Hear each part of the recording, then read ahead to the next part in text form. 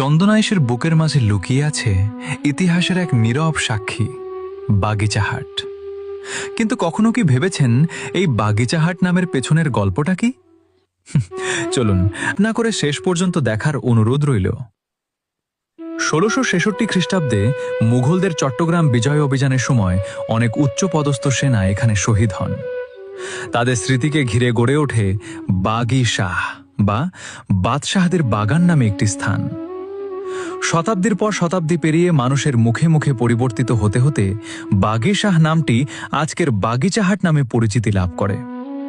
শুধু নামের ইতিহাসই নয়, বাগিচাহাটে রয়েছে আরেকটি ঐতিহাসিক নিদর্শন, খান জামে মসজিদ, যা চন্দনাইশ কদম রসুল মসজিদ নামেও পরিচিত। ১৭ শতকে নির্মিত এই প্রাচীন মসজিদটি আজও ইতিহাস, ঐতিহ্য ও ধর্মীয় গুরুত্বের এক অনন্য স্মারক হয়ে দাঁড়িয়ে আছে চট্টগ্রাম কক্সবাজার মহাসড়কের পাশে। ইতিহাসের পাতায় লেখা এই বাগিচাহাট আজও অতীতের গল্প শুনিয়ে যায় নতুন প্রজন্মকে। ভিডিওটি ভালো লাগলে আপনার বন্ধুদের সঙ্গে শেয়ার করে দিন, যাতে তারাও জানতে পারে চন্দনাইশের এই ঐতিহাসিক জনপদের অজানা কথা।